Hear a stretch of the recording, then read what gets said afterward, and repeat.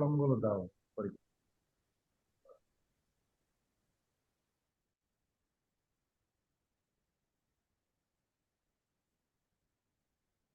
ওকে, যাই হোক। হ্যাঁ, আমরা এ পর্যন্ত শেষ করেছিলাম এক্রুয়াল বেসিস আর হচ্ছে ক্যাশ বেসিসের অ্যাকাউন্টিং, তাই না? আমি আবারও বলে নেই, অ্যাকাউন্টিং এ আপনার দুই ধরনের মেথড আছে অ্যাকাউন্টিং এ। একটা হচ্ছে ক্যাশ বেসিস অ্যাকাউন্টিং, একটা হচ্ছে এক্রুয়াল বেসিস অ্যাকাউন্টিং। ঠিক আছে, আপনারা একটু মিউট করে নিন, হ্যাঁ। তো ক্যাশ বেসিস এর অ্যাকাউন্টিং কি? ক্যাশ বেসিস এর অ্যাকাউন্টিং হচ্ছে যে, মানে এখানে শুধুমাত্র ক্যাশের লেনদেনগুলো এখানে লিপিবদ্ধ করা হয়। মানে যখন আপনি ক্যাশে সেল করবেন, সেইটাকে এই অ্যাকাউন্টে আপনার লিপিবদ্ধ করা হবে। যখন আপনি ক্যাশ পেমেন্ট দিবেন, তখন সেটা এখানে লিপিবদ্ধ করা হবে। কোনো ধরনের বাকি লেনদেন বা মানে ক্যাশ টাকা ট্রানজাকশন হয় নাই, ওই ধরনের লেনদেনগুলো এই ক্যাশ বেসিস অ্যাকাউন্টিং এ লিপিবদ্ধ করা হবে না। সাধারণত ছোট ছোট ব্যবসায়ী যারা, মানে এসএমই টাইপের ব্যবসায়ী, তারা বেশিরভাগ ক্ষেত্রে এইভাবে লেনদেনগুলো লিপিবদ্ধ করে থাকে। অপরদিকে এক্রুয়াল বেসিস কোনটা, সেটা হচ্ছে আপনার ক্যাশ এবং বাকি সব ধরনের লেনদেন এখানে লিপিবদ্ধ করা হবে।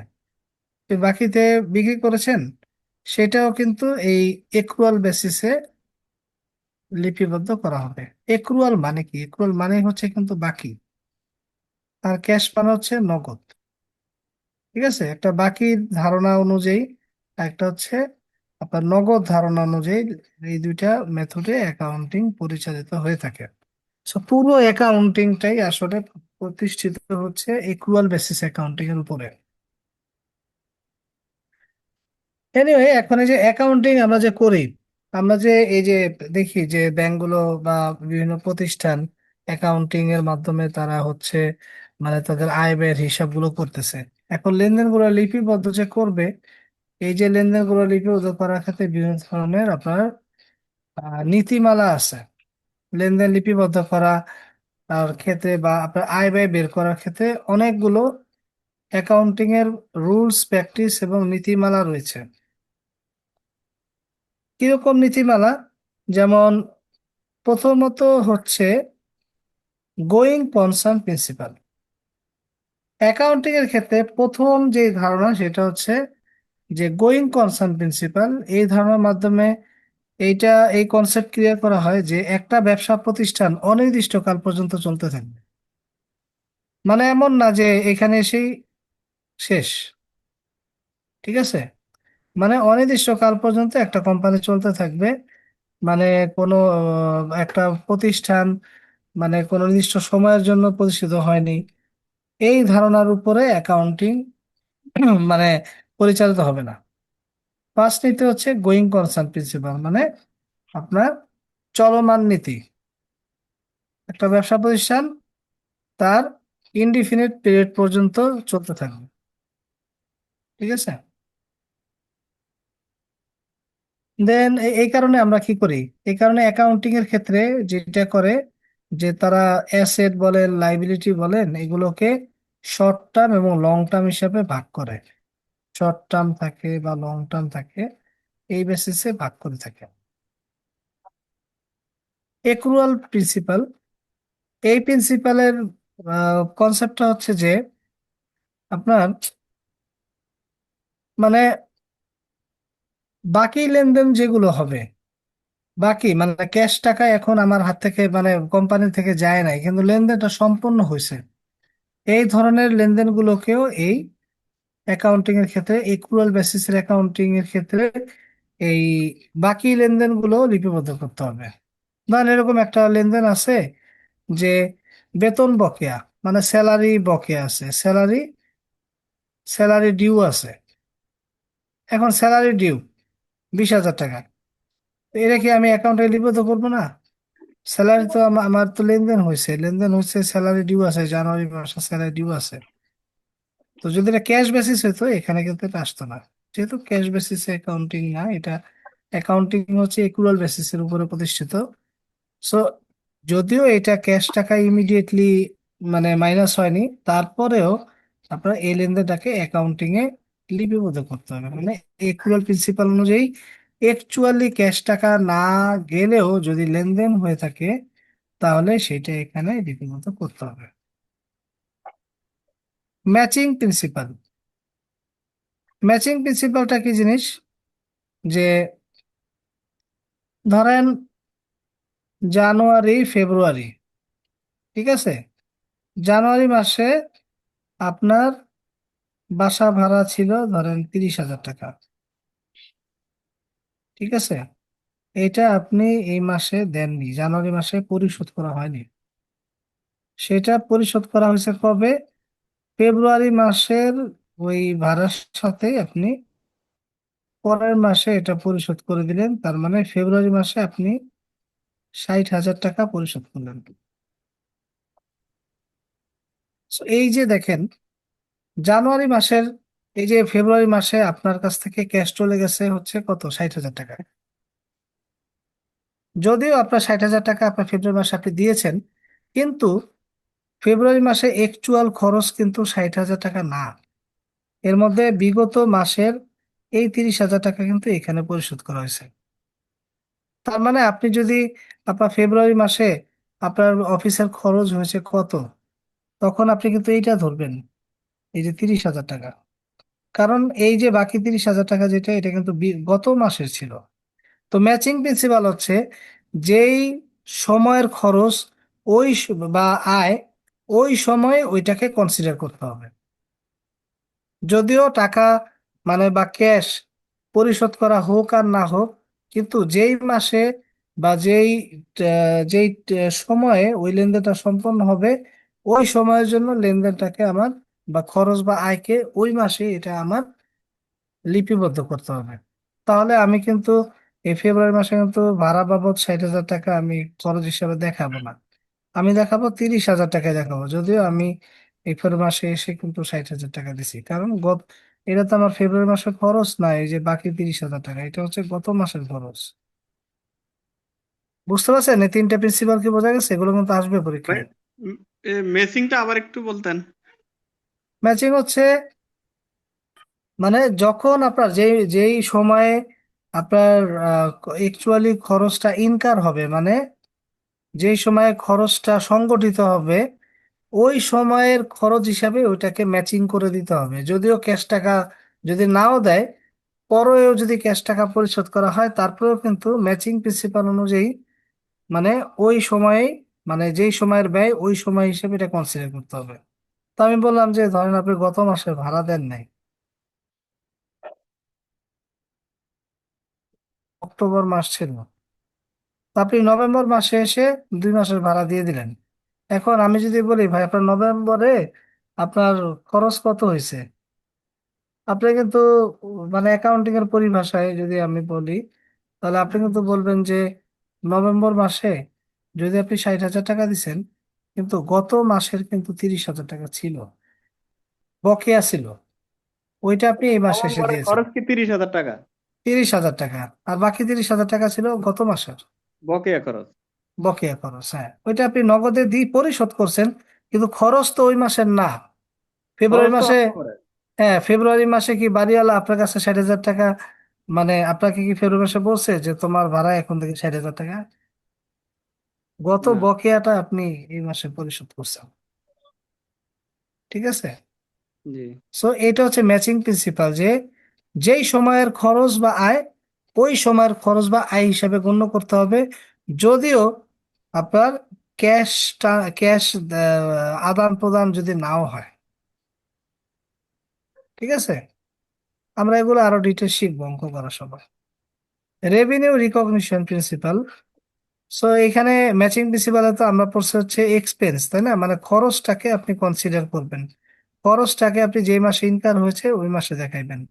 আয়ের ক্ষেত্রেও তাই, যেই মাসে আপনার আয় হবে, যেই সময় আপনার আয় হবে, ওই আয়টাকে আপনার ওই সময়ে কিন্তু আপনার এটা গণ্য করতে হবে, ঠিক আছে। যেমন আপনি ধরেন অক্টোবর মাসে বাকিতে সেল করছেন, ধরেন আপনি অক্টোবর মাসে বাকিতে সেল করছেন হচ্ছে 20,000 টাকা, টাকা কিন্তু পান নাই, নভেম্বরে এসে আপনি নভেম্বরে এসে আপনি এই যে এই টাকাটা আপনার রিকভারি হয়েছে নভেম্বরে এসে, তাহলে আপনি কিন্তু বলতে পারবেন না যে নভেম্বর মাসে আপনার 20,000 টাকা ইনকাম হয়েছে। আপনার এই লেনদেনটা, এই ট্রানজেকশনটা ঘটছে কিন্তু অক্টোবরে। অক্টোবরে ট্রানজেকশন ঘটছে এবং তার এগেনস্টে আপনার 20,000 টাকা আয় হয়েছে, যেটা আপনি নগদে রিসিভ করছেন হচ্ছে নভেম্বর মাসে এসে। সো রেভিনিউ রিকগনিশন প্রিন্সিপাল অনুযায়ী যেই মাসে সার্ভিস, এখানে তো সার্ভিস ডেলিভারি করছেন এখানে, তাই না? ডেলিভারি করে 20,000 টাকা আয় করছেন। তো যেই সময়ে আপনার লেনদেনটা সংগঠিত হয়ে আয় ব্যয় সংগঠিত হবে, আপনার ওই আয় এবং ব্যয়টাকে ওই সময়ের সাথেই আপনাকে কনসিডার করতে হবে। যদিও ক্যাশ টাকা লেনদেন ফিউচারে অন্য কোনো সময়ে হয়ে থাকে, তারপরেও আপনাকে ওই খরচ বা আয়টাকে আপনার ওই নির্দিষ্ট সময়ে আপনার গণ্য করতে হবে। বিষয়টা কি ক্লিয়ার বলেন? জি, ক্লিয়ার ভাইয়া। কোনো প্রবলেম আছে এই জিনিসটা যে বুঝতে? এগুলো ভাইয়া, কিন্তু, জি, তার মানে ম্যাচিং প্রিন্সিপাল আর রেভিনিউ রিকগনিশন প্রিন্সিপাল তো মানে কাছাকাছি একই জিনিস। একই একই। এটা হচ্ছে খরচের খরচের জন্য বোঝাচ্ছে এটা, আর এটা আর হচ্ছে এটা হচ্ছে আয়ের জন্য রেভিনিউ। বুঝাচ্ছে আর কি, রেভিনিউর জি, জন্য। হ্যাঁ, জি, ঠিক আছে। জি, জি। ভাইয়া, হিস্টোরিক্যাল, জি জি। গোয়িং কনসার্ন প্রিন্সিপাল আর অ্যাকুরাল প্রিন্সিপাল যদি আরেকবার একটু ক্লিয়ার করে দেন। আচ্ছা, গোয়িং গোয়িং কনসার্ন হচ্ছে একটা প্রতিষ্ঠান, সে অনির্দিষ্ট কাল পর্যন্ত চলবে এই ধারণা নিয়ে অ্যাকাউন্টিং এর হিসাব নিকাশ শুরু করা হয়। যে এই ব্যবসা আগামী আগামী মাসেই মানে হয়ে যাবে না, ডিসলিউশন হয়ে যাবে না, বন্ধ হয়ে যাবে না, ব্যবসা চলতে থাকবে, এটার অপারেশন আপনার অনির্দিষ্টকাল পর্যন্ত চলতে থাকবে। ঠিক আছে।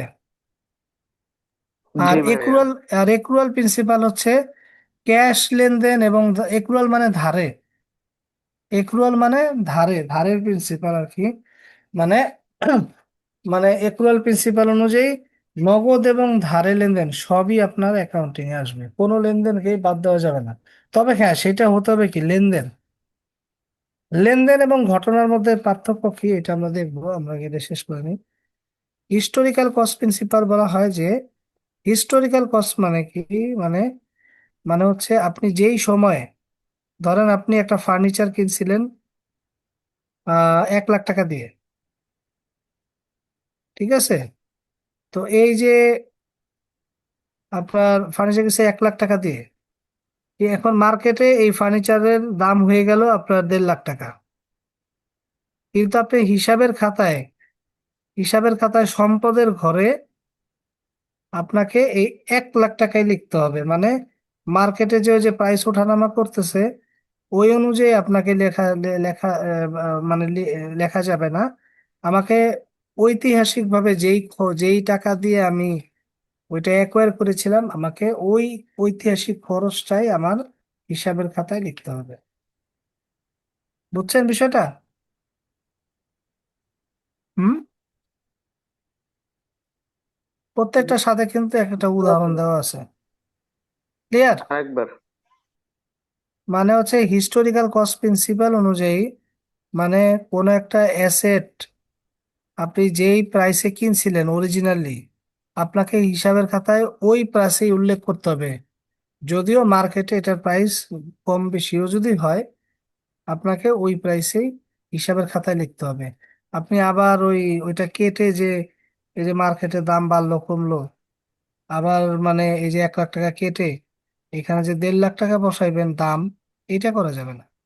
মানে হিস্টোরিক্যাল বলতে বোঝাচ্ছে যে পূর্বের কোনো একটা খরচ যেই দামে আমি যত টাকাই হয়েছে ওই খরচটাই আমাকে অরিজিনাল হিসাবে খরচটা, দেখাইতে হবে, হ্যাঁ হ্যাঁ, অরিজিনাল অরিজিনালটাই। খরচটা, অরিজিনালটাই দেখাইতে হবে। ঠিক আছে। জি। ঠিক আছে, এটাই হচ্ছে হিস্টোরিক্যাল কস্ট প্রিন্সিপাল।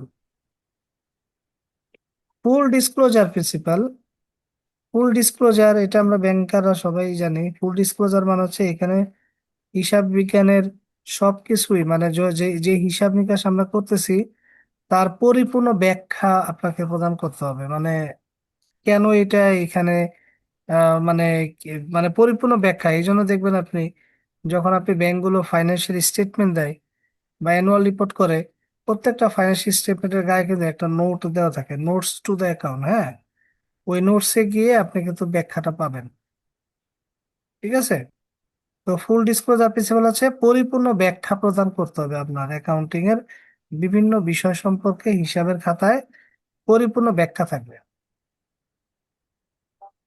ঠিক আছে, আপনি ডাইরেক্ট 2,000 টাকা লিখে দিলেন, এখন আমি তো খুঁজে পাচ্ছি না যে আসলে 2,000 টাকা কোত্থেকে রিসিভ করলো। মানে সব ধরনের আপনার লেনদেনে সবকিছু মানে পরিপূর্ণভাবে লিখে পরিপূর্ণ দিতে হবে, ব্যাখ্যা, হ্যাঁ আমি ব্যাখ্যাটা সেলস, থাকতে হবে। হ্যাঁ আমি সেল করে পেয়েছি এই দুই দুই দুই লাখ 2,000 টাকা। ঠিক আছে, এইভাবে আমাকে ব্যাখ্যা দিতে হবে। তারপর হচ্ছে কস্ট প্রিন্সিপাল। কস্ট প্রিন্সিপালটা হচ্ছে ওই যে আমরা যে ইয়েটা পড়লাম না, যে হিস্টোরিক্যাল কস্ট প্রিন্সিপাল। হ্যাঁ, ওইটাই অনুযায়ী বোঝাচ্ছে যে মানে 10 বছর আগেও যদি আমি 2 লাখ টাকা দিয়ে কিনি, ওকে, আমাকে হিসাবের খাতায় রেকর্ড করতে হবে, অরিজিনাল খরচটাই রেকর্ড করতে হবে।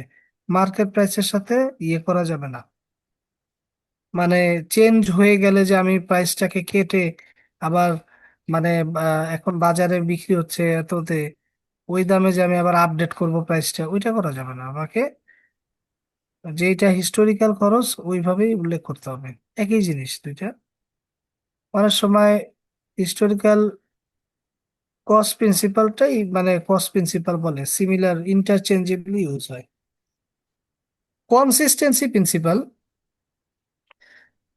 আমাদের হিসাব নিকাশে কিন্তু ফাইন্যান্সিয়াল ইয়ার বলে, হ্যাঁ ফাইন্যান্সিয়াল ইয়ার। এটা দেখবেন অনেক অনেক প্রতিষ্ঠানের আছে জানুয়ারি টু ডিসেম্বর, 1 বছর। ঠিক আছে, আবার অনেকের আছে যে জুলাই টু জুন, আছে না এরকম, হিসাবকাল শেষ হয়, অর্থ বৎসর ধরা যায়। অর্থ বছর শেষ হয় জানুয়ারি টু ডিসেম্বর, আবার অনেকের শেষ হয় জুলাই টু জুন, মানে 1 বছর ইয়ে করে। তো যখন আপনি এই যে কোন একটা হিসাব বিজ্ঞানের এই যে হিসাব ই করবেন, হ্যাঁ, তখন কিন্তু আপনাকে প্রতি বছর আপনি যেটা ইউজ করছেন ওইটাই কিন্তু আপনাকে প্রতি বছর মেনটেন করতে হবে। ঠিক আছে, জানুয়ারি টু ডিসেম্বর যদি হিসাবের 1 বছর অর্থ বছর করেন, ওই জানুয়ারি টু ডিসেম্বরে আপনাকে কি করতে হবে, মেনটেন করতে হবে। পরে আবার আগামী বছর যাবে না। এটা করলে সমস্যাটা কোথায়? এটা করলে মেইন সমস্যা হচ্ছে যে আমি তুলনা করতে পারবো না আপনি গত বছরে কি করলেন আর এই বছরে কি করলেন, মানে ইমপ্রুভমেন্টটা আমি কিন্তু করতে পারবো না, যেহেতু আমার ফাইন্যান্সিয়াল ইয়ারই ভিন্ন। সো আমাকে কি করতে হবে যে কনসিস্টেন্সি প্রিন্সিপাল অনুযায়ী আমাকে হিসাবের ইয়েগুলো অর্থ বছরটা আমার একইভাবে রাখতে হবে। কনজারভেটিভিজম প্রিন্সিপাল, এই প্রিন্সিপালের ধারণা হচ্ছে যে সম্ভাব্য খরচকে খরচ হিসাবে হিসাবের খাতায় লিপিবদ্ধ করতে হবে, কিন্তু সম্ভাব্য আয়কে আয় হিসাবে গণ্য করা যাবে না। এটা হচ্ছে রক্ষণশীলতার নীতি। এই জন্য দেখবেন ব্যাংকে এনপিএল এর জন্য প্রভিশন রাখে, তাই না? এনপিএ একটা লোন দিলেন, সাথে সাথে কিন্তু জেনারেল প্রভিশন শুরু হয়ে যায়, তাই না? এটা হচ্ছে কনজারভেটিভ প্রিন্সিপাল অনুযায়ী, যে ভবিষ্যতে এই আমার লোনের প্রোডাক্ট থেকে আমার কিছু লোন খারাপ হতে পারে। সো একবারে খারাপ হয়ে গেলে তো ব্যাংক পড়ে যাবে, তাই না? তাই এই জন্য কিছু টাকা আয়ের অংশ থেকে কিছু টাকা নিয়ে প্রভিশন তৈরি করে, যাতে ফিউচারে অ্যাকচুয়াল লস হয়ে গেলে তখন ওই যে আয়ের একটা অংশ প্রভিশন হিসাবে রাখছে না, ওই ক্ষতিটাকে এটা দিয়ে অ্যাডজাস্ট করা যায়। সো কনজারভেটিভ প্রিন্সিপাল হচ্ছে এরকম, ভবিষ্যতে আমার 2,000 টাকা আয় হবে, এটাকে আমি আমার হিসাবের খাতায় আয় হিসাবে দেখাবো না, কিন্তু ভবিষ্যতে আমার এই ঘটনা ঘটে 2,000 টাকা লস হতে পারে, এইটাকে আমি খরচ হিসাবে বা ক্ষতি হিসাবে আমি হিসাবের খাতা দেখাই দেব। এটাকে বলা হয় কনজারভেটিভ প্রিন্সিপাল। বোঝা গেছে? বলেন তো কারো কোনো প্রবলেম আছে নাকি প্রিন্সিপাল গুলো থেকে? এই কনজারভেশন এটা কি করে সাধারণত এই যে হ্যাঁ, কোম্পানিগুলো? অবশ্যই করে। হুম। ওই যে বললাম না, প্রভিশন রাখে। আচ্ছা আচ্ছা আচ্ছা, বুঝতে পারছি। না আমি তো ভাবছি যে প্রভিশন মনে হয় যে বিভিন্ন আমাদের যে এফডিআর আছে বা বিভিন্ন যে সেভিংস অ্যাকাউন্ট, কারেন্ট অ্যাকাউন্ট, ওদের মনে হয় যে মুনাফা দেওয়ার জন্য মনে হয় যে প্রভিশনটা রাখে শুধু। না না, লোনের এগেনস্টে প্রভিশন রাখে। প্রভিশন তো আচ্ছা। সেল রাখে। তারপরে আপনার এই যে আপনি বাকিতে বিক্রি করলেন, তো বিক্রি করলে কিছু টাকা তো অনাদায়ী থাকবে, তাই না? এই জন্য কিছু টাকা ওইখান থেকেও প্রভিশন রাখে। ঠিক আছে? সো প্রভিশন মানে হচ্ছে সম্ভাব্য ক্ষতির এগেনস্টে আমি আগে থেকেই আয়টাকে, মানে ওই ব্যয়টাকে কিছু কনসিডার একটু করা, সংরক্ষণ। সংরক্ষণ করা। ওকে। আচ্ছা, এগুলো আমাদের তেমন দেখা ইয়ে বিষয়গুলো আপনার পড়ে নিন। How does account accounting help stakeholder evaluate companies potential for growth and profitability. এগুলোকে আমার বলা দরকার আছে? আপনার পড়তে পারবেন না আমি বলবো? আমি চাচ্ছি যে অঙ্ক একবার কিছু শুরু আলোচনা করে করতে। যান। আচ্ছা, আমি বলে যাই। স্টেক হোল্ডারদের জন্য, যারা স্টেক হোল্ডার, আমরা জানি কোম্পানির স্টেক হোল্ডার কারা? যারা হচ্ছে শেয়ার হোল্ডার আছে, তারপর হচ্ছে বিনিয়োগকারীরা আছে, ঋণদাতা আছে, তাই না? তারা সবাই স্টেক হোল্ডার। তো এজ এ স্টেক হোল্ডার মানে হচ্ছে কোম্পানির সাকসেস অ্যান্ড ফেইলুরে আপনিও ইম্প্যাক্টেড হন, তাই না? তো এই জন্য আপনাকে স্টেক হোল্ডার বলে। You can be an employee also. Okay. So এই যে স্টেক হোল্ডাররা কিভাবে একটা কোম্পানির potential for growth and profitability এটাকে ইভ্যালুয়েট করতে পারে অ্যাকাউন্টিং এর সাহায্য নিয়ে। অ্যাকাউন্টিং এর সাহায্য নিয়ে কিভাবে একজন স্টেক হোল্ডাররা একটা পার্টিকুলার একটা কোম্পানির কি পরিমাণ লাভ হলো বা কি পরিমাণ প্রবৃদ্ধি হলো, এগুলো তারা জাজ করতে পারে বা ই করতে পারে, ইভ্যালুয়েট করতে পারে। কিভাবে করে? Analysis of profitability. তারা কোম্পানি দেখে যে গত বছরের প্রফিট কত ছিল, এই বছরে কত প্রফিট হয়েছে, জাস্ট অ্যাকাউন্টিং এগুলো বের করে দেয়।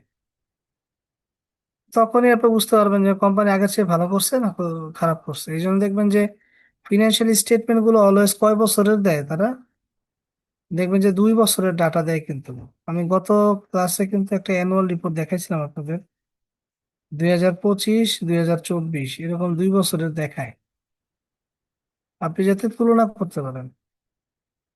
তারপরে ফিনান্সিয়াল পজিশন গুলো তারা দেখে যে গত বছর অ্যাসেট কত ছিল, এই বছর অ্যাসেট কত হয়েছে, গত বছর ইকুইটি কত ছিল, মানে মালিকের ব্যবসায় মালিকের অংশ কত ছিল, এগুলো দেখে। ক্যাশ ফ্লো দেখে, ব্যবসার মানে ব্যবসার ক্যাশ টাকার অবস্থা কি। ঠিক আছে? ক্যাশ মানে ক্যাশ ইন হ্যান্ড বা কি পরিমাণ ক্যাশ তার আসছে গেছে, এগুলো। Trend and ratio analysis. Trend মানে হচ্ছে ওই যে এরকম যে আপনি দেখবেন যে শেয়ার মার্কেটে যারা ইনভেস্ট করেন তারা যে প্রাইসের ট্রেন্ড দেখায় এভাবে, তাই না? ঠিক আছে? ওভার দা ইয়ার কোম্পানির প্রফিট অথবা ইয়ে আপনার নেট ইনকাম বা আদার প্যারামিটার এগুলো কি ছিল, এগুলো ট্রেন্ড অ্যানালাইসিস করে দেখতে পারে।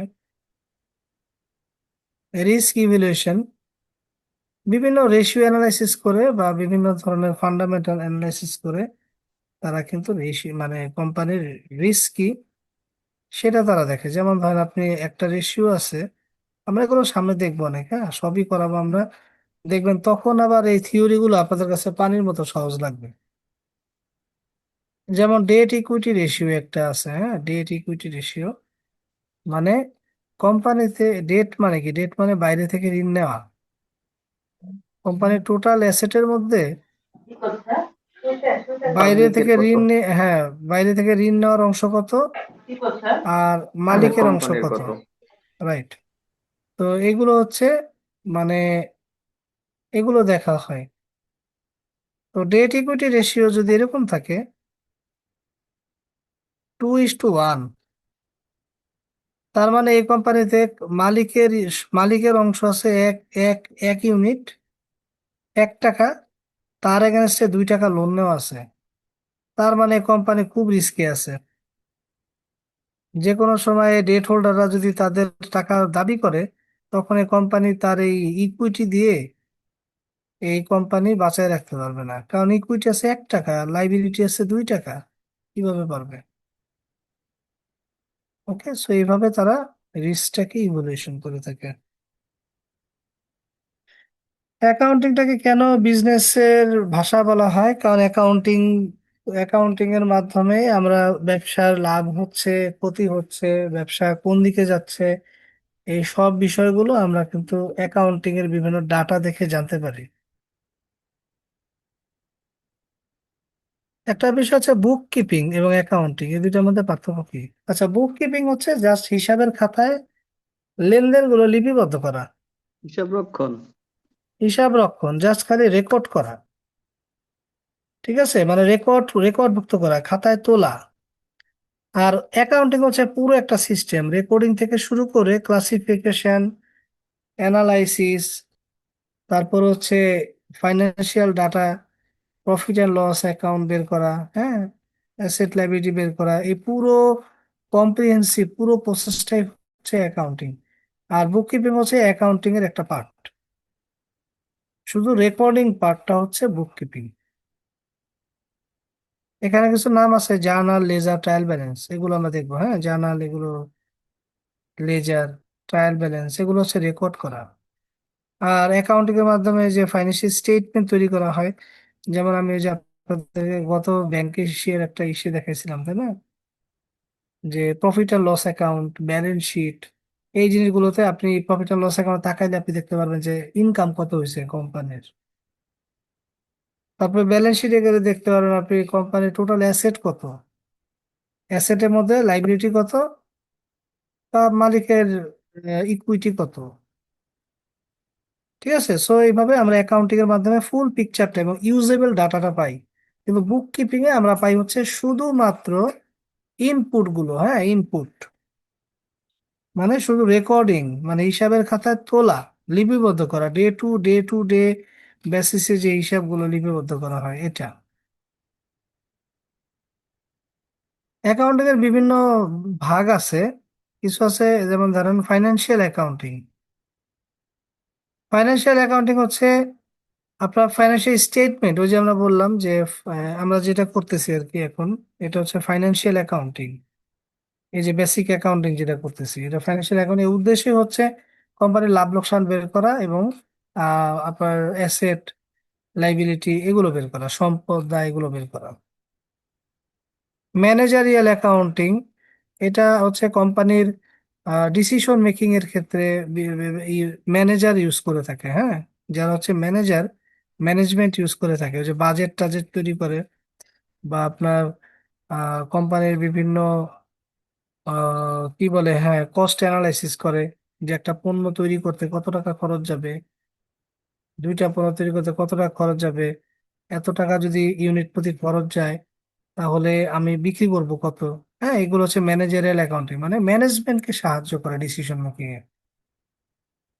কস্ট অ্যাকাউন্টিং, এটাও একটা ম্যানেজারিয়াল অ্যাকাউন্টিং এর মতো এখানে, বাট এখানে কস্ট শিট দেখায়, sheet.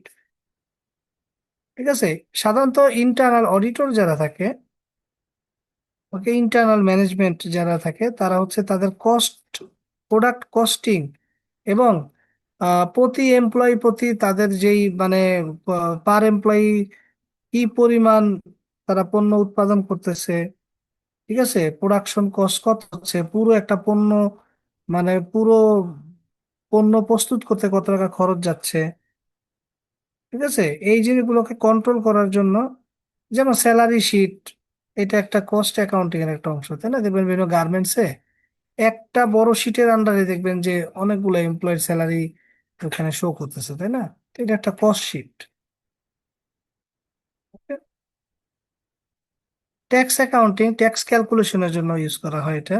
Auditing, internal auditor use করে থাকে, এক্সটার্নাল অডিটর ইউজ করে থাকে। ঠিক আছে, অডিট রিপোর্ট তৈরি করে তারা। ফরেনসিক অ্যাকাউন্টিং, এটা এখন আমরা মাঝে মাঝেই পাই, যেমন এবার নতুন করে আমরা পাচ্ছি, তাই না, যে ফরেনসিক অডিট করবে ব্যাংকগুলোতে। ফরেনসিক নাম শুনছেন না?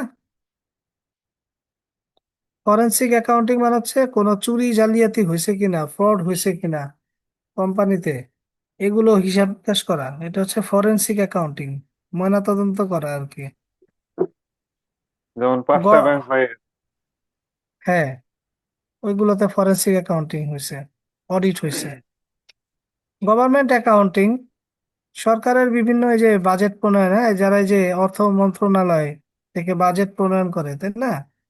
তো তারা তাদের আয় ব্যয়, রেভিনিউ কালেকশন, তারপর উন্নয়ন ব্যয়, অনুন্নয়ন,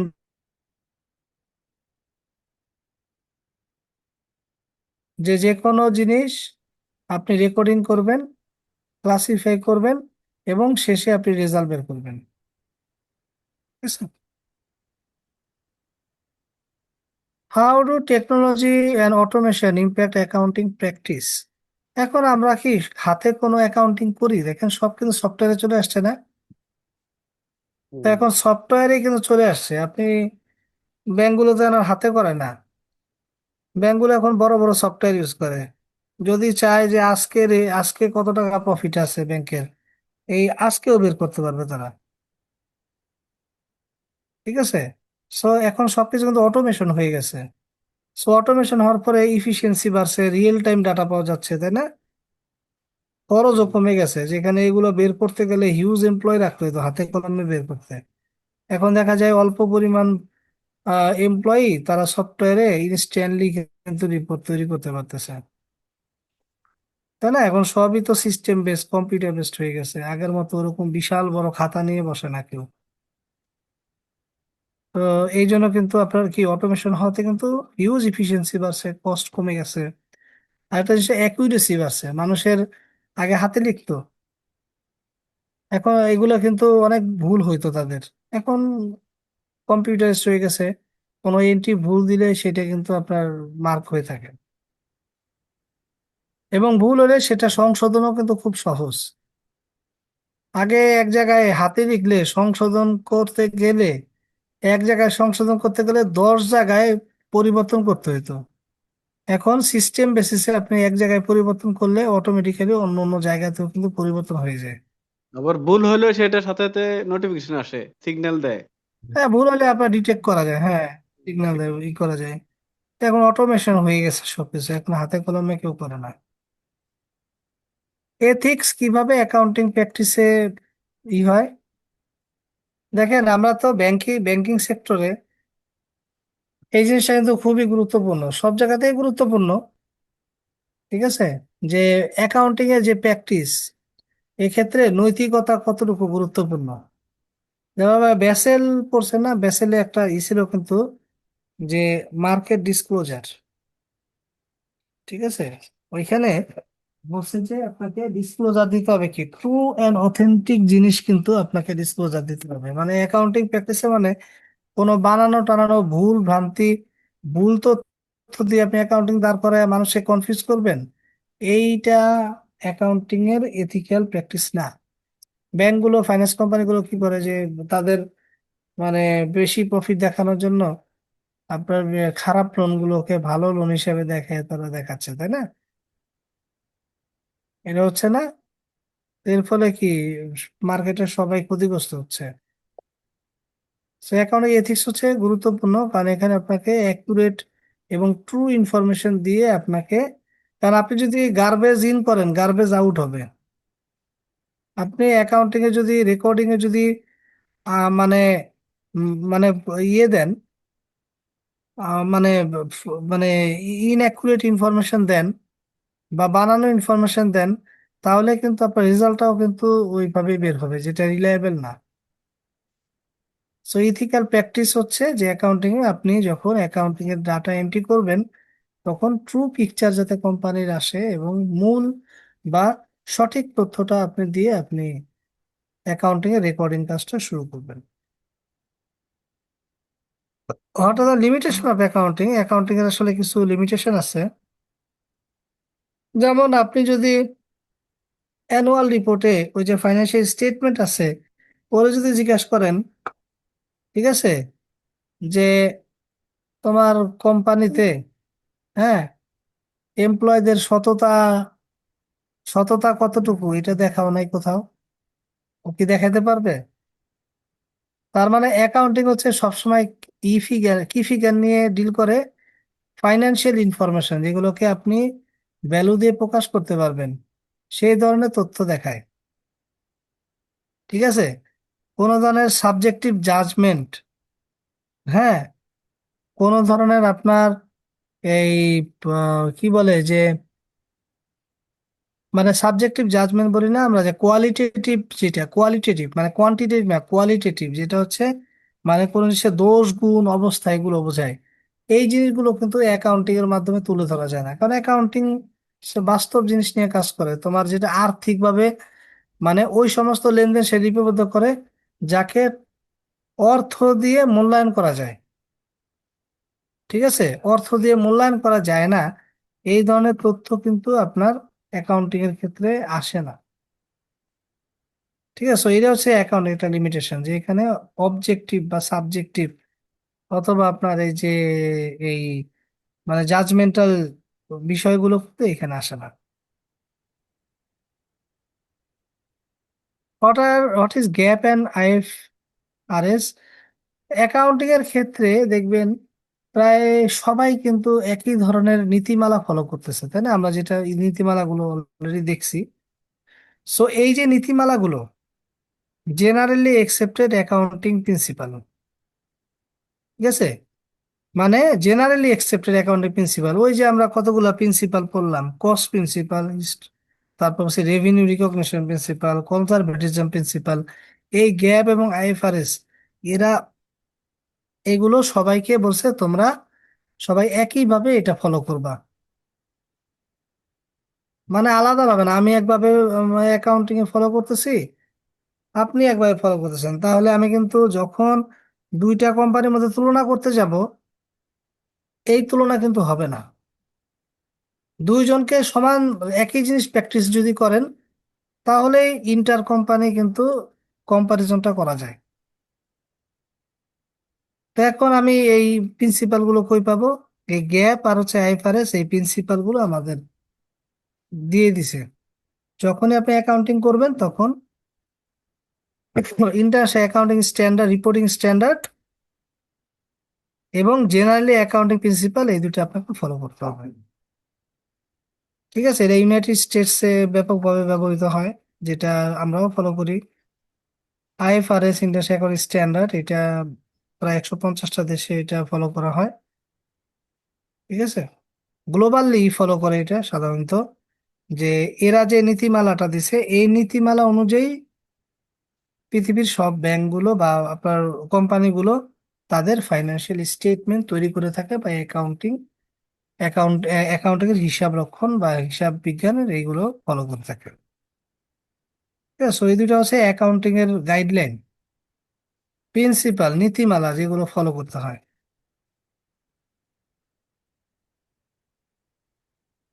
how the difference in the nature of business influence the accounting process?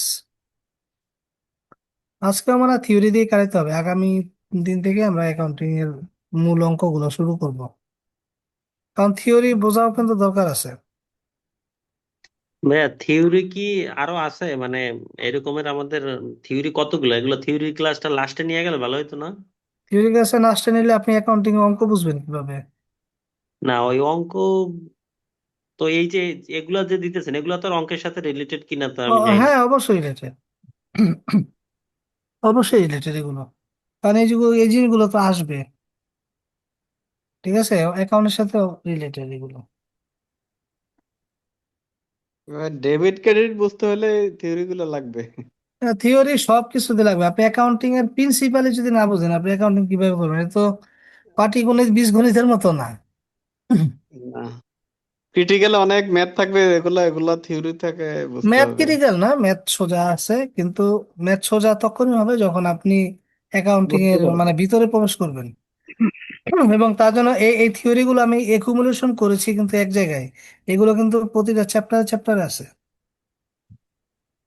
আমরা থিওরি সব একসাথে শেষ করবো না তো। প্রথম চ্যাপ্টারে হচ্ছে জেনারেল থিওরি, যেটা মানে লাগে, আর হুম ভাই, পরের থিওরি গুলো হচ্ছে অঙ্কের মধ্যে যে থিওরি গুলো থাকে। ঠিক আছে, সুমন ভাই, আমরা যেমন, জি, এখানে তো 40 পৃষ্ঠা দেখা যায়। টোটাল থিওরি 40 পৃষ্ঠা, না এটা ফার্স্ট চ্যাপ্টারের 40 পৃষ্ঠা? না না, টোটাল টোটাল থিওরি, সব থিওরি টোটাল। একসাথে। আচ্ছা টোটাল আচ্ছা বইয়ের কিছুই নাই, টোটাল থিওরি হচ্ছে এই। আচ্ছা, ঠিক এখানে আছে। চ্যাপ্টার আছে, এই যে দেখেন, এই যে part B, account transaction double entry system. ঠিক আছে, এগুলো শেষ করলে তো আশা অ্যাকাউন্টিং করি এর যে তো থিওরি তাহলে কমপ্লিট অনেক। হয়ে যাবে ইনশাল্লাহ, নাকি? থিওরি এর বাইরে আসবে না, থিওরি এর বাইরে আসবে না, এর মধ্যে সবগুলো আছে। আচ্ছা আচ্ছা আচ্ছা, ঠিক আছে। থিওরিতে তো আপনার প্রায় 30-40 নাম্বার।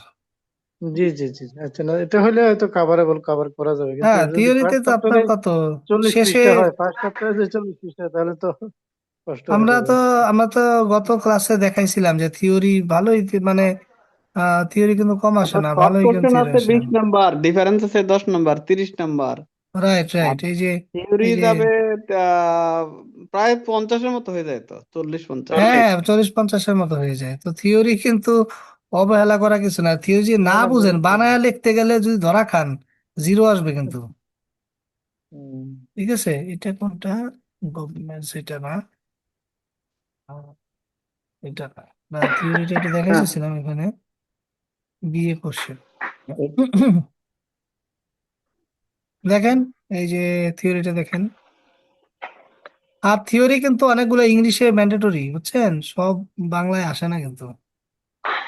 এই দেখেন, এখানে আছে 5, এখানে আছে 5-10, এখানে আছে 5-15, এখানে আছে 5-20, তারপরে এখানে, এইখানে দেখেন, এই যে এখানে আছে 10-30, আর এখানে 20-50, বুঝছেন, অনেকগুলো থিওরি। সুমন ভাই, এই যে 9-10-এর যে থিওরি গুলো আছে, হ্যাঁ, এগুলো কি ওই হুম, ইংলিশে দিতে হবে? এই যে গ্যাপ করলাম না আমরা, এই দেখেন গ্যাপ এখানে আছে। হ্যাঁ, এই দেখেন, এই যে গ্যাপ আছে কিন্তু, এই যে একটু আগে বললাম আমরা, এই যে গ্যাপ। হোয়াট ইজ এই যে অ্যাক্রুয়াল এই দেখেন, এই যে আইএফআরএস দেখছেন। আইএফআরএস? তারপর এই দেখেন ডাবল এন্ট্রি সিস্টেম, এই যে আমরা পড়বো।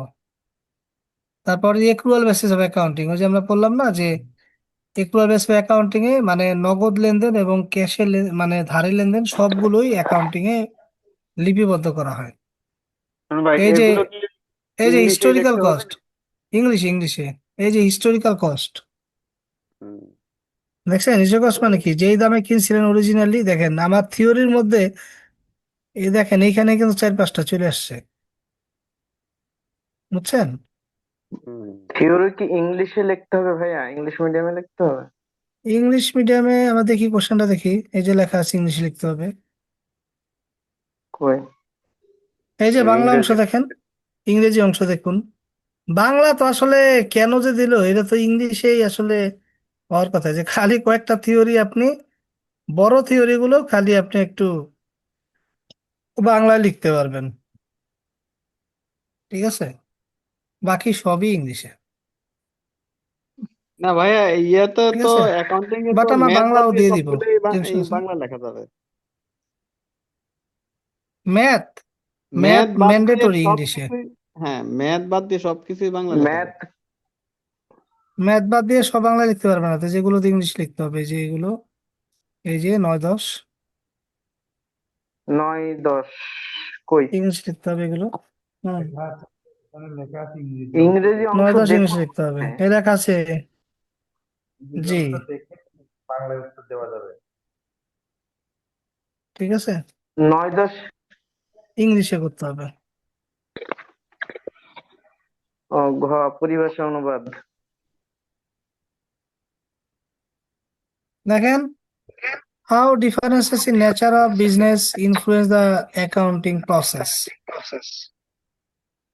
অ্যাকাউন্টিং এর ক্ষেত্রে আপনার নেচার অফ বিজনেস এর ইয়ে কি, মানে তাদের ডিফারেন্সটা কি। আমরা জানি বিজনেস বিভিন্ন ধরনের হয়, তাই না? সোল প্রোপ্রাইটারশিপ হয়, পার্টনারশিপ হয়, লিমিটেড কোম্পানি হয়, পাবলিক লিমিটেড কোম্পানি হয়, তাই না? সোল প্রোপ্রাইটারশিপ হচ্ছে এক মালিকানা কারবার, যে একজন মালিক থাকে। তারা অ্যাকাউন্টিং এর ওরকম বেশি, মানে মানে তারা বেশিরভাগই ক্ষেত্রে দেখবেন ক্যাশ বেসিসের অ্যাকাউন্টিংটাই বেশি ইউজ করে, তাই না? এই যে আপনার এসএমই টাইপের ব্যবসাগুলো, তাই না? ওরা যখন টাকা আসে, যখন টাকা যায়, এটাই হিসাব করে। ঠিক আছে, আর বাকি খাতার জন্য আলাদা হিসাব করে, কিন্তু ওই মূল খাতার মধ্যে আনে না। পার্টনারশিপ ব্যবসা হচ্ছে তারা যদি বেশি, আচ্ছা, ডিপেন্ড করে কিন্তু একটা সাইজের উপরে অর্গানাইজেশন, বুঝছেন?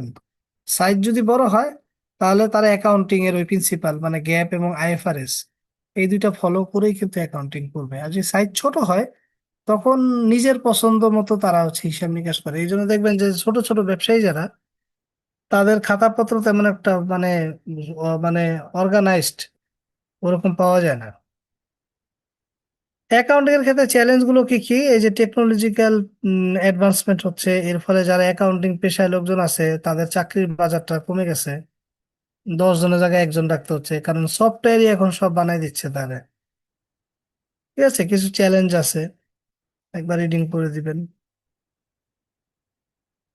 অ্যাকাউন্টিং এর transaction O double entry system. ওকে, আমাদের অঙ্ক মানে যে মূল বিষয়, আমরা সামনের ক্লাসে আমরা যে অঙ্ক ধরবো এটার জন্য এই কনসেপ্ট গুলো দরকার। Define transaction in accounting. আচ্ছা, অ্যাকাউন্টিং এ ট্রানজেকশন হচ্ছে একটা সবচেয়ে গুরুত্বপূর্ণ একটা বিষয়। ট্রানজেকশন, ট্রানজেকশন আমরা ট্রানজেকশন ব্যাংকের ক্ষেত্রেও ইউজ করি প্রচুর ট্রানজেকশন। আর একটা হচ্ছে ইভেন্ট। ইভেন্ট একটা ঘটনা, ট্রানজেকশন হচ্ছে একটা লেনদেন, দুইটার মধ্যে পার্থক্য আছে। অ্যাকাউন্টিং এর ক্ষেত্রে ট্রানজেকশন হচ্ছে এমন ঘটনা যেগুলো মানে আপনার অর্গানাইজেশনের আর্থিক অবস্থার পরিবর্তন করবে। মানে ট্রানজাকশন হচ্ছে ইভেন্ট। ইভেন্ট হচ্ছে সব ধরনের ঘটনা, দুনিয়াতে যত ঘটনা ঘটে। ধরেন অফিসের একজনের বার্থডে পার্টি হলো, তাই না? এটা একটা ইভেন্ট অফিসে, কিন্তু এর ফলে কিন্তু অফিসের মানে আপনার অর্গানাইজেশনের মানে আর্থিক অবস্থার কোনো পরিবর্তন হয় নাই। আর্থিক অবস্থার পরিবর্তন আমরা কেমনে বুঝবো? অ্যাকাউন্টিং এর একটা ইকুয়েশন আছে, এ সমান সমান এল প্লাস ও ই। এ সমান সমান এল প্লাস ও ই, এতে হচ্ছে অ্যাসেট। লায়াবিলিটি প্লাস ওনার হ্যাঁ, ইকুইটি। অ্যাসেটস, কোম্পানির যত ধরনের অ্যাসেট আছে। ঠিক আছে, অ্যাসেটের মধ্যে আছে কি কি? মজুদ ইনভেন্টরি আছে, মজুদ পণ্য আছে, তারপরে আপনার আছে হচ্ছে ব্যাংক ব্যালেন্স আছে, ক্যাশ টাকা আছে, ফার্নিচার আছে, বিল্ডিং আছে, মেশিনারিজ আছে, ইকুইপমেন্ট আছে, তাই না? এই জিনিসগুলো হচ্ছে তার অ্যাসেট। ফিক্সড আছে, ল্যান্ড এন্ড বিল্ডিং আছে। আমরা অ্যাসেট কিন্তু চিনতে পারি, তাই না, কি কি অ্যাসেট। আর লাইবিলিটি কোনগুলো? কোম্পানি বাইরের মানুষের কাছে দায়ী। বাইরের মানুষ টাকা তার পাবে, মানুষ বা প্রতিষ্ঠান ব্যাংক থেকে লোন নিছে, ব্যাংক লোন, এটা একটা লাইবিলিটি। ব্যাংক লোন নিয়ে এই অ্যাসেট কেনা হয়েছে। ঠিক আছে, তারপরে পাওনাদার আছে, পাওনাদার টাকা পাবে, পাওনাদার ব্যক্তিগত পাওনাদার। হ্যাঁ, এদেরকে বলা হয় অ্যাকাউন্টস পেয়েবল বলা হয় ইংলিশে, অ্যাকাউন্টস পেয়েবল। আমরা এগুলো দেখবো সবই। তো অ্যাকাউন্টস পেয়েবল বলে, এটাকে বলা হয় পাওনাদার। এটা একটা দায়। আমরা কখন বুঝবো কোনটা সম্পদ কোনটা দায়? যেই সম্পদ, যে সম্পদ তো আমরা সবাই জানি, তাই না, ল্যান্ড এন্ড বিল্ডিং এগুলো। আর পাওনাদার বলতে বোঝায় বা দায় বলতে বোঝায় আমাকে ভবিষ্যতে পে করা লাগতে পারে, মানে আমার ক্যাশ টাকা, আমার অ্যাসেট কমতে পারে ভবিষ্যতে, বা আমাকে পরিশোধ করতে হবে টাকা। এই ধরনের কোনো লেনদেন যদি হয়, সম্ভাবনা হয়, সেটাকে বলা হয় দায়। আর ইকুইটি মানে হচ্ছে ব্যবসা প্রতিষ্ঠানে মালিকের অংশ কতটুকু। যেমন অ্যাসেট, এটা সবসময় ব্যালেন্স হবে। হ্যাঁ, এই ইকুয়েশনটা সবসময় ব্যালেন্স হবে, মানে সমান হবে।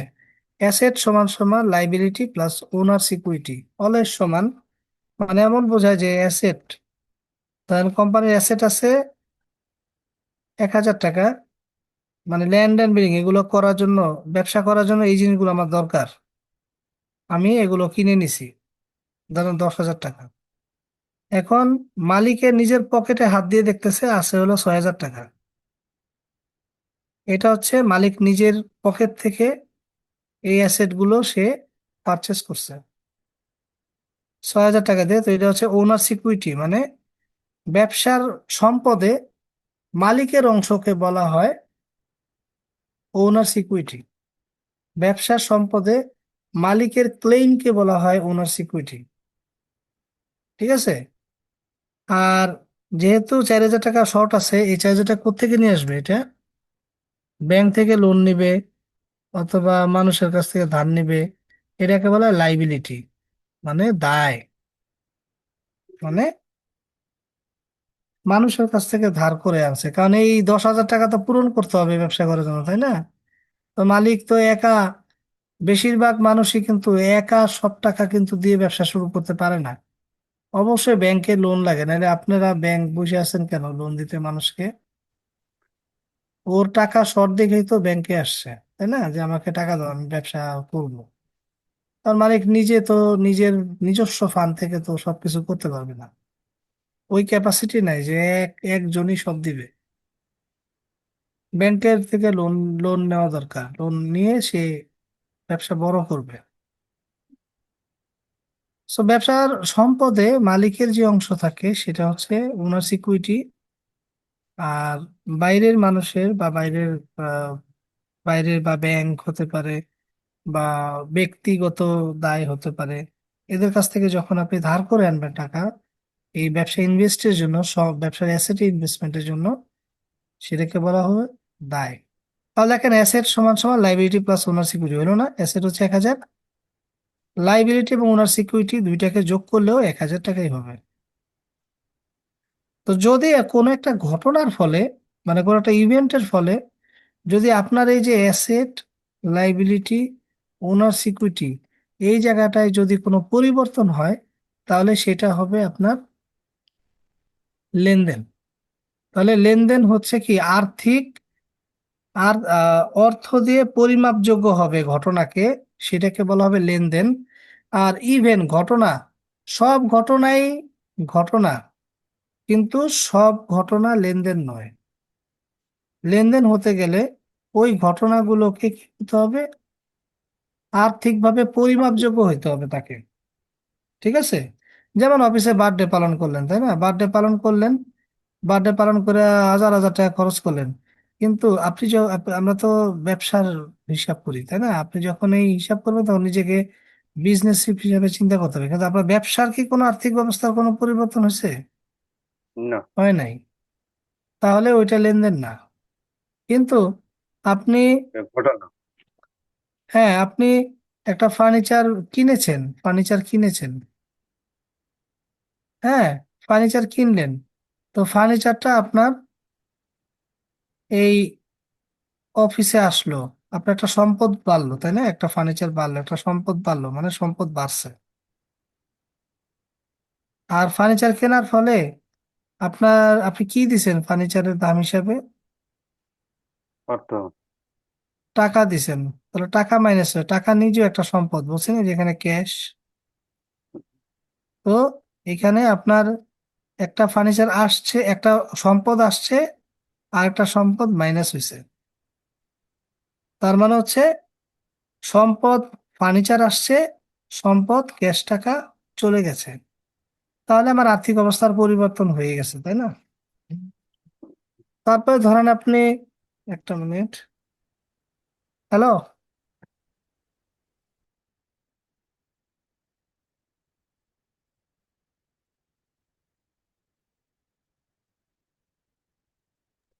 তো দেখেন, আবার ধরেন আপনি ব্যাংক থেকে লোন নিছেন, ব্যবসার জন্য লোন নিছেন 10,00,000 টাকা।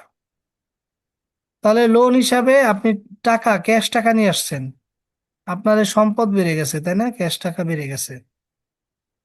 অপরদিকে এই ব্যাংকে তো এই টাকা ব্যাক করতে হবে আপনার, তাহলে ভবিষ্যতে পেমেন্ট দিতে হবে।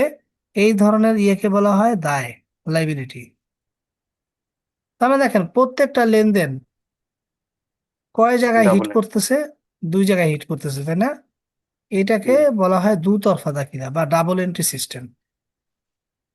ঠিক আছে? মানে ওই যে সম্পদ সমান সমান দায় প্লাস স্বত্বাধিকার, এইটা এইটা দুই দিক, তাই না? দুই দিক না, সম্পদ একদিকে আর দায় স্বত্বাধিকার একদিকে, তার মানে দুই দিক। তাহলে ব্যালেন্স করার জন্য প্রত্যেকটা লেনদেন সব সময় সমান করার জন্য কয় জায়গায় ই করবে, এফেক্ট করবে, দুই জায়গায় এফেক্ট করবে, ঠিক আছে? প্রতিটা লেনদেন কয় জায়গায় এফেক্ট করবে, দুই জায়গায়। কয় জায়গায় পরিবর্তন করবে, দুই জায়গায় পরিবর্তন করবে। স্বাভাবিক ব্যাপার। মনে করেন যদি আপনি টাকা জমা রাখেন ব্যাংকে, সেভিংস করলেন,